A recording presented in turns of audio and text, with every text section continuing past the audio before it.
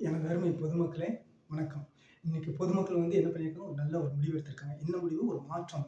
இது நல்ல மாற்றமா, கெட்டதா அப்படின்னு தெரியாது. இருந்தாலும் இந்த அடுத்த வர மாற்றத்துக்கு இது ரொம்ப ரொம்ப முக்கியம். எனவே பொதுமக்களின் முடிவுக்கு, அந்த முன்னேற்றத்திற்கான ஒரு அருமையான அவங்க முடிவுக்கு நம்ம வாழ்த்து சொல்லி தான் ஆகணும்.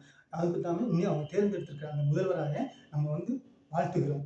அடுத்து வரப்போற மாற்றங்களுக்கான முதல்வர்களுக்கு நம்ம வரவேற்கிறோம். இந்த அரசியல்ல எப்படி இருக்குனாக்க, இன்றைய அரசியல்ல அவர் எல்லாமே சாதிச்சிருவாரு அப்படின்னும் சொல்ல முடியாது. சாதிக்க மாட்டாருன்னு சொல்ல முடியாது. ஏன்டா இது ரொம்ப சிக்கலான சூழ்நிலை. அத அவர் போக போக புரிஞ்சுக்குவாரு.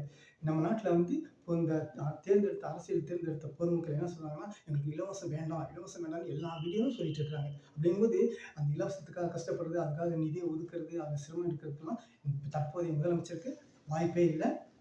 ஒரு கஷ்டமும் இல்ல. சொல்லப்போனா இவர் ஒரு அதிர்ஷ்டசாலி தான். சரி, நம்ம நாட்ல இருக்கிற இந்த முதலமைச்சர்கிட்ட சில நேரத்துல தட்டு தடுமாறியான காரணங்கள் ஏற்படும். அதுக்கு என்ன காரணமா இருக்கும் அப்படிங்கிறது பார்க்கலாம்.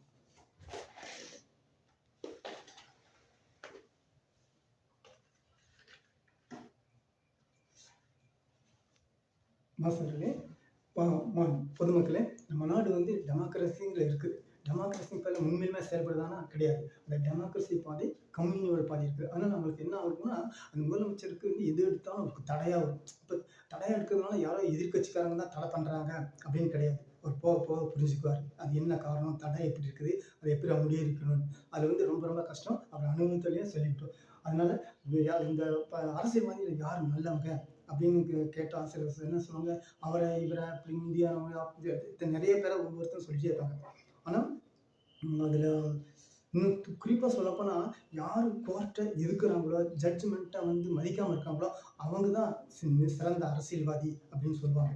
அந்த வகையில பார்த்தா ஹெச். ராஜா பிஜேபியோடைய உறுப்பினரா இருக்காருல்ல, அவர் தான். ஏன்னா அவர் தான் கோர்ட்ட எதிர்த்தாரு, அவமதிச்சாரு. அது அவருக்கு அந்த தமிழ்நாடு சீஃப் மினிஸ்டர் ஆகுற தகுதியில 50% அவருக்கு இருக்குது. ஏன்னு கேட்டா, நல்ல சீஃப் மினிஸ்டர் சீஃப் மினிஸ்டர் ஒரு பொலிட்டீஷியன் எப்படி இருக்கணும் அப்படின்னாக்க, சொன்ன கருத்துக்கு இவரு 50% ஒத்து போறாரு. அதனால நம்ம ஹெச். ராஜாவுக்கு வாழ்த்து சொல்லணும். ஏன்னு கேட்டா, இவங்க இப்ப வரப்போற அந்த மினிஸ்டர்லாம் படுற கஷ்டத்த பார்க்கும்போது ஹெச். ராஜாவுடைய அந்த கருத்து எவ்வளவு முக்கியம் அப்படிங்கிறது தெரிய வரும். வாங்க அடுத்த தடவ பார்க்கலாம். இந்த டெமோக்ரஸினா என்ன? கம்யூனல் சிஸ்டம் எப்படி நம்ம இந்த ஆட்சியாளர்கள் ரொம்ப கொடுமைப்படுத்துது, அவங்க எப்படி அத சமாளிக்கிறாங்க அப்படிங்கிறத அடுத்த தடவை பார்க்கலாம். நன்றி.